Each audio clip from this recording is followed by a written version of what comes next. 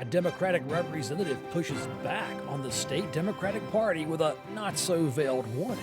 Medicaid enrollment reaches its goal very early, and the state Supreme Court weighs in on whether restaurants can claim damage from COVID. This is State Lines. Quality public television is made possible through the financial contributions of viewers like you, who invite you to join them in supporting PBS-NC.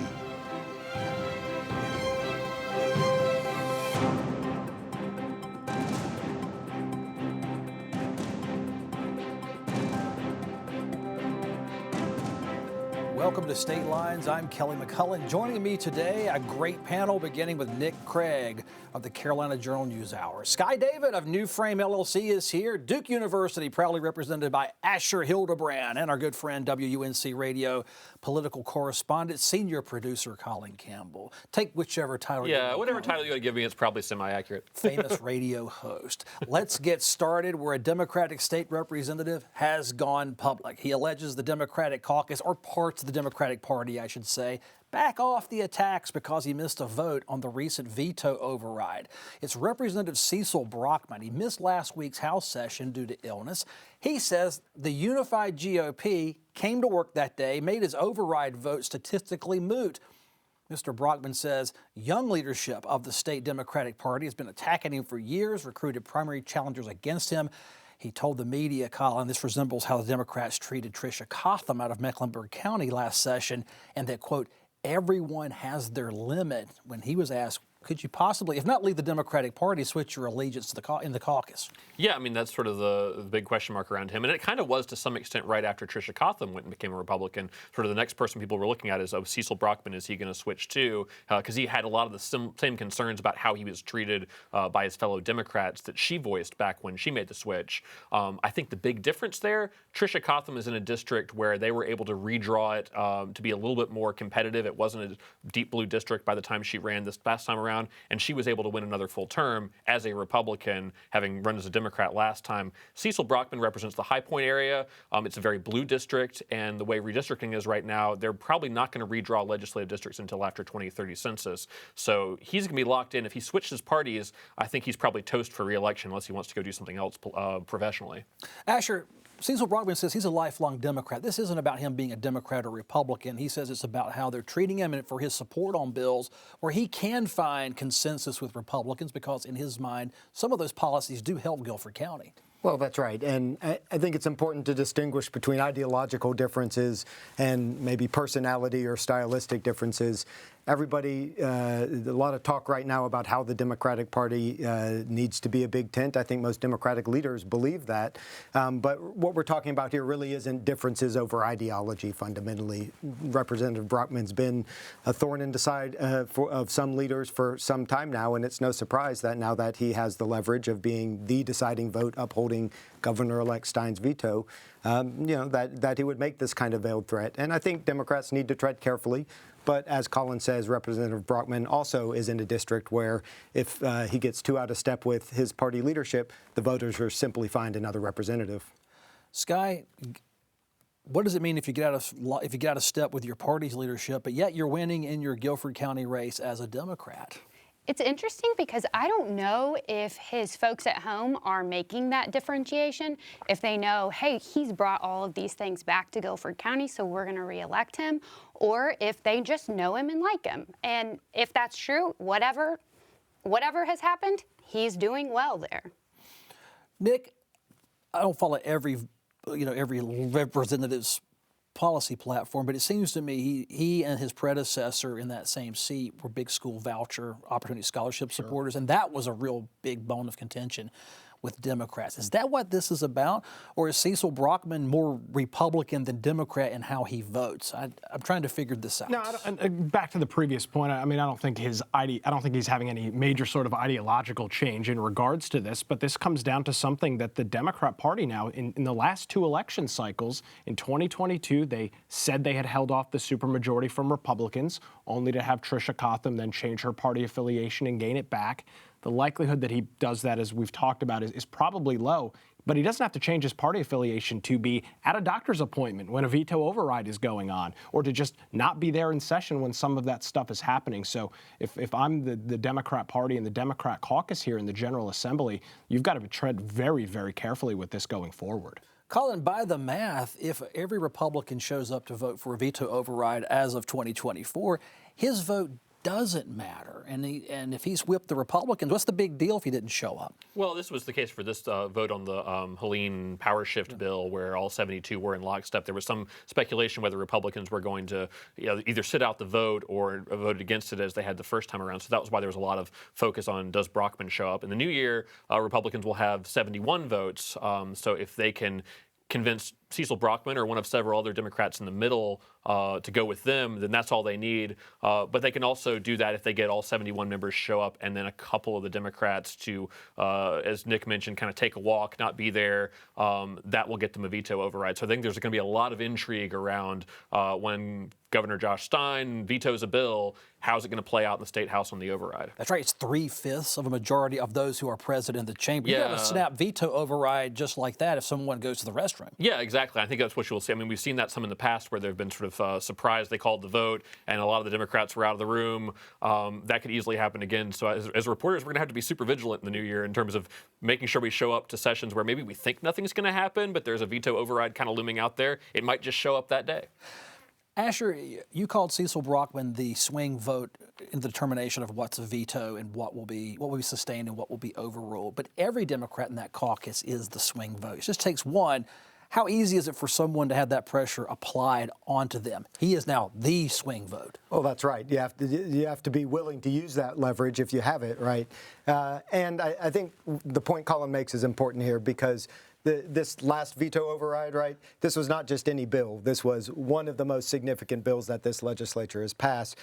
Right, your average run-of-the-mill legislation that's coming through, he's probably not going to face that much pressure. But on something big like this, it's important to show up and cast your vote, and that's why people are so frustrated. But he's not on an island alone. There are 4 or 5 Democrats that at any time could vote with the Republicans or try to get something for their community in order to vote for something. What does it mean that he went public, though? He sent this letter out.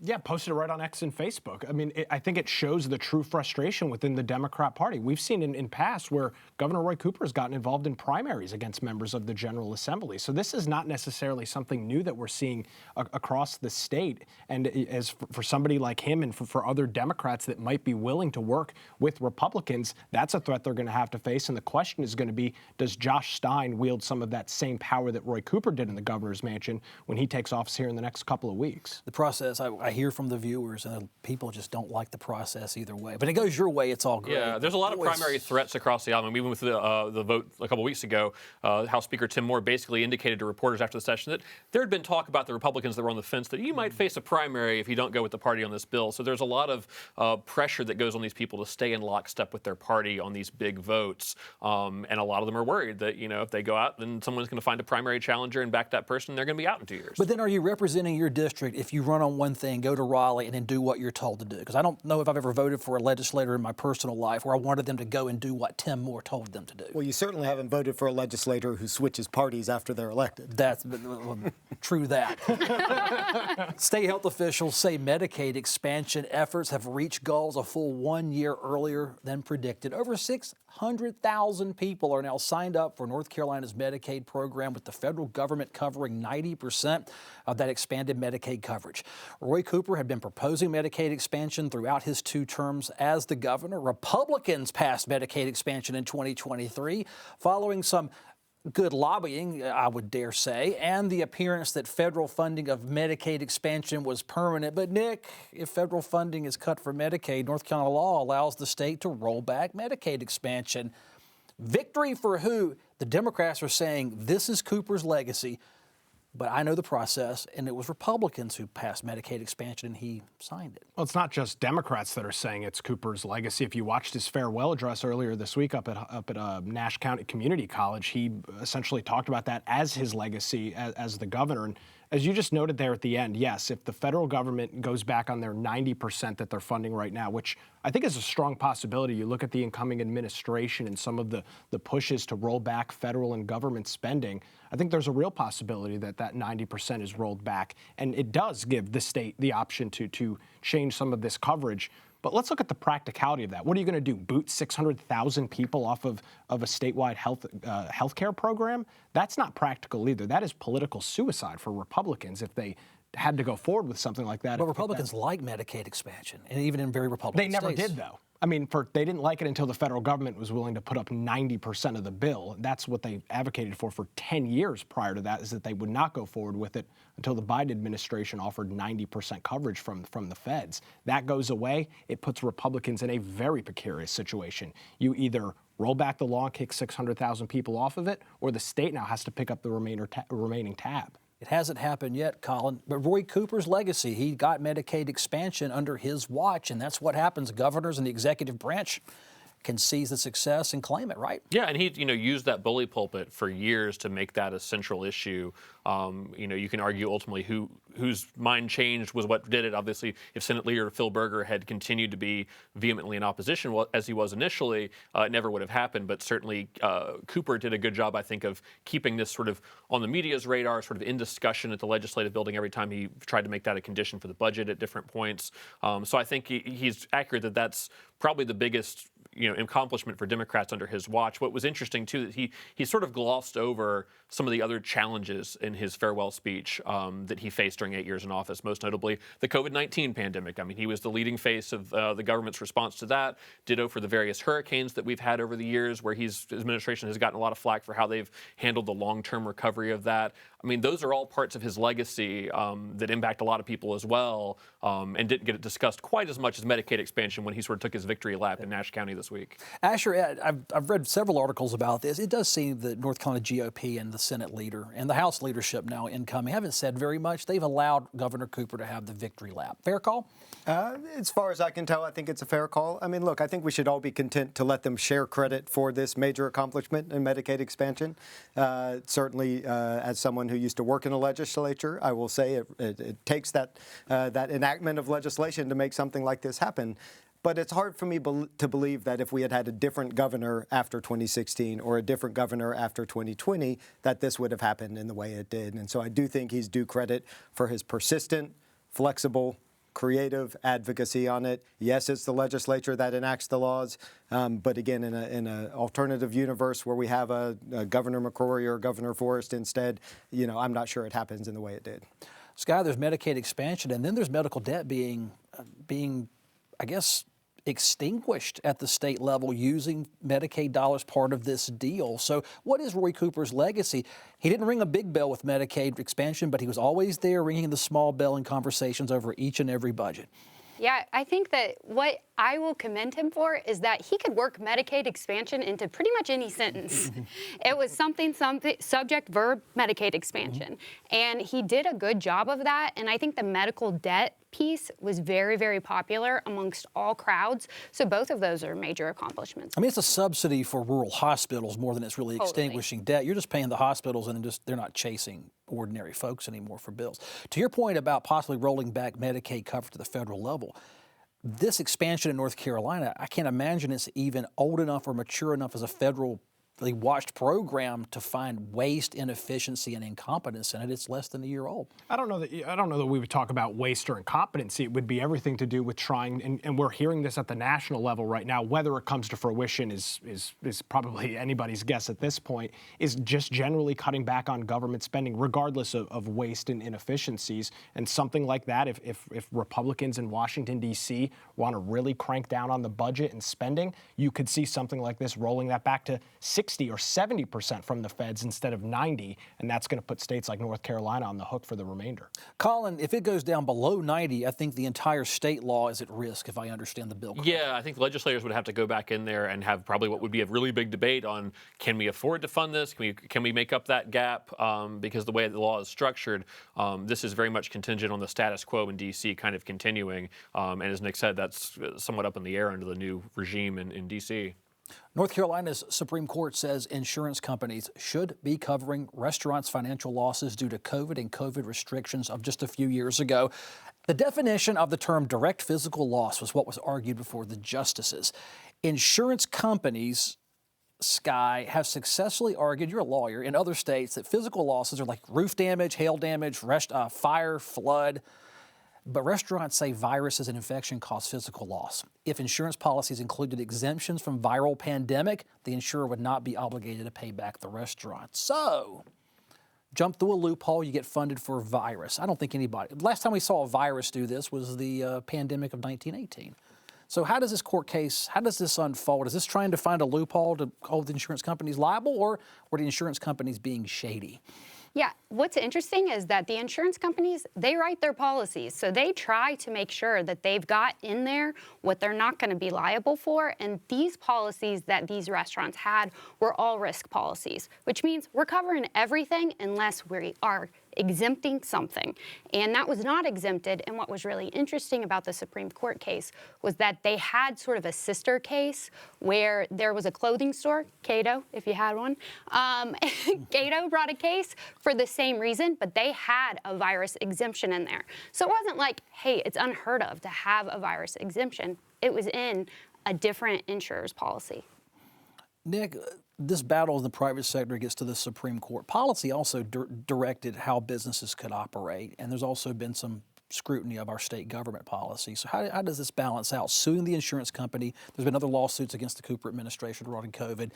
How much farther does this go into possibly the next decade before we settle this COVID pandemic? There's still a lot, and there's a couple of bar associations across the state, not legal bar, restaurant bar kind of associations across the state that are actively in litigation with Cooper. Stein will, of course, take those over when he's in the governor's mansion, because a lot of this was coming down from the top in this case of Governor Roy Cooper.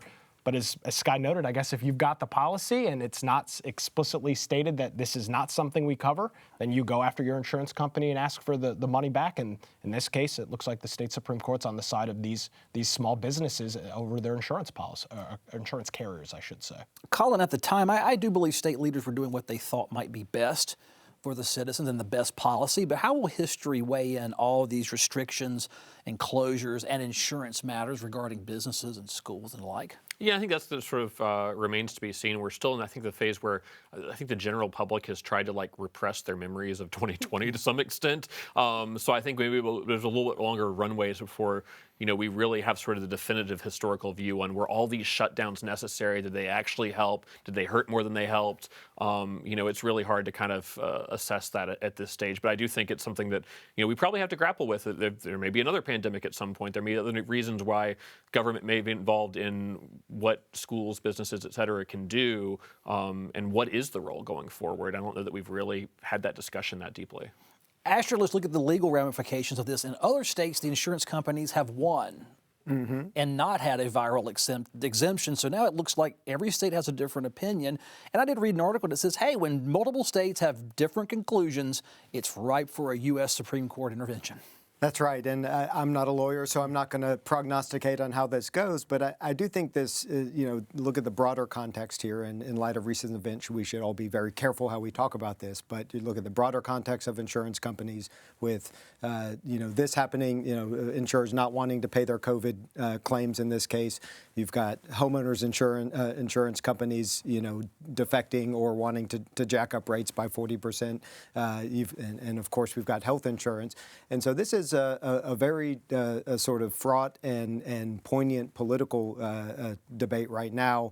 And so I think at some point it's probably going to have to be resolved in Washington or at the federal level, especially when you have some states doing one thing and some states doing another thing. And there's business disruption issues involving insurance for Western North Carolina right now. I mean, there's the places that flooded and are trying to figure out whether insurance covers flooding, but there's also a lot of businesses that got shut down because the water system was down, tourists weren't coming, and does insurance help them with that? I think that could get litigated too. That's exactly right. Sky, you're down in Raleigh every day, and you track these legislators. At what point does the private insurance industry and the public policymakers, do they have to come together and sit down? Because You've got mountain insurers who never offered flood insurance. Now you've got viral exemptions. I mean, it seems like we're going down the path where there'll be a fire insurance policy that doesn't cover smoke damage, and it just gets to be more and more exclusionary. How does policy making, public subsidy, and private enterprise mingle when it comes to insuring us? I think that is something that they may take up, and it can come to a head, but at some point you have to look at the insurers and say, you write the policy, so you make those decisions. You can exclude whatever you want. It's not going to be something that I think the public is going to be on the insurer's side about, so it's not going to be very positive if you were to do, some piece of legislation to help the insurance industry. And Nick, we have Joe Stewart's on our show as a political analyst. He works in that insurance industry in his real job, and he says insurance companies just aren't making the profits people think they make, particularly on liability coverage. It's a complex issue. You could probably read on it all over the holidays if you want. Well, a new report is out from an education nonprofit group. It says North Carolina spent $11,777 per student in 2022, which was the year that covers the latest data they had. Now, that's a large number, but it makes North Carolina 48th of 50 states in per pupil funding level and 49th in funding effort, which compares GDP growth with the level of educational investment. It's a group called the Education Law Center releasing this report, gave the state an F for its funding level, but did give the state, Asher, a B grade for directing funds toward lower income counties where poverty is higher. The national average among states is over $16,000 per student now. So these nonprofits have a reason to do this. Sure, and of course, this is not exactly news. If we were taping this show 1 year ago, we could have said the exact same thing, because 1 year ago, North Carolina was also 48th in this particular ranking. And for most of the last decade, North Carolina has been near the bottom of the barrel in per pupil spending after climbing up to somewhere in the middle of the pack during the 1990s and 2000s. We should point out per pupil spending is only one metric, right? There are many factors that evidence shows are important for educational outcomes.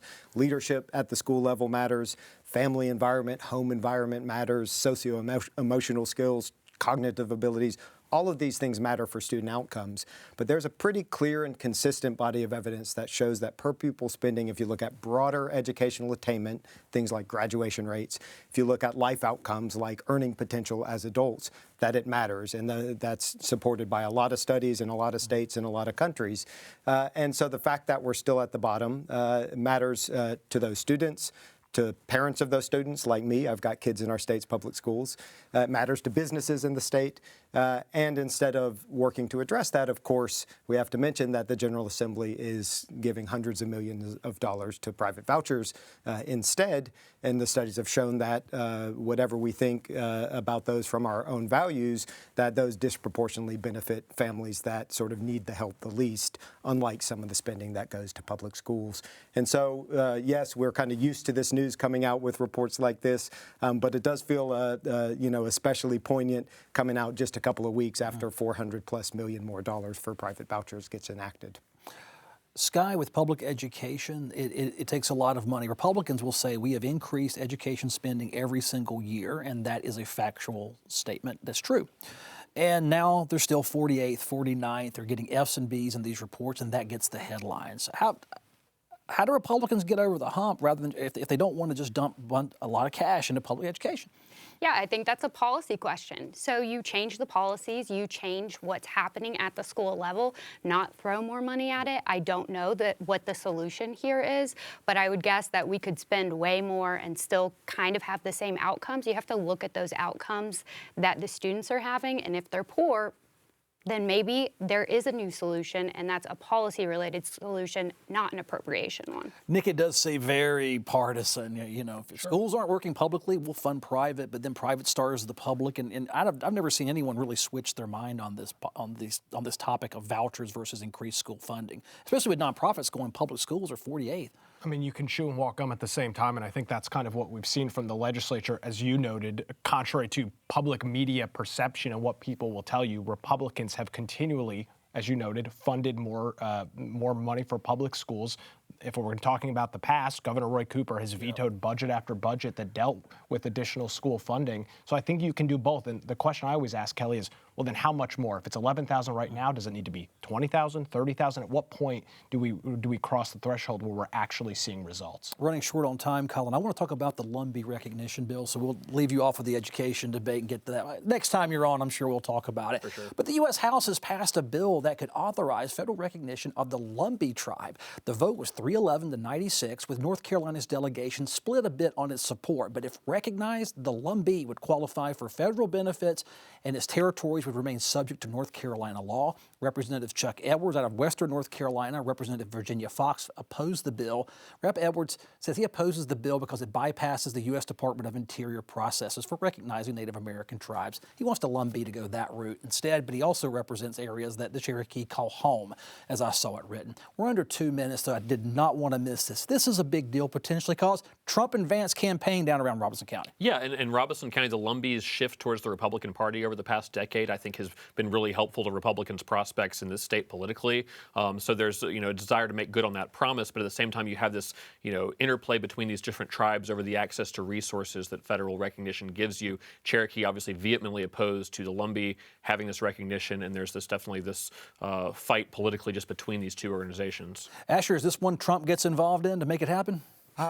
We'll see. I wish I were more optimistic that this gets through the Senate in the waning days. I'm not as optimistic just because that's been the sticking point in previous years. I dealt with this when I was working in Congress, 10 years ago, 15 years ago, same sort of dynamic. So Colin's right. The political dynamics have changed. Maybe it gets over the hump this time. Hope dawn's eternal. I'm not so optimistic. Sky, last word. On the Lumbee tribe recognition. Yeah, just like Asher said, this has been going on since I think 1888, and it hasn't happened yet. So I am cautiously optimistic, but the Senate is a large hurdle. Nick, do the Republicans owe the Lumbee this? They've spent a lot of time down there. I don't know if it's the Republicans that own it or owe them anything. Yeah, I mean, I think it's generally, for most part, is what we saw up in D.C. It's pretty bipartisan, and from the Senate standpoint, both Senators Tillis and Butt are super optimistic. Thank you, folks. We're almost out of time. Email me your thoughts, statelines@pbsnc.org. We hope to see you next time. Bye-bye.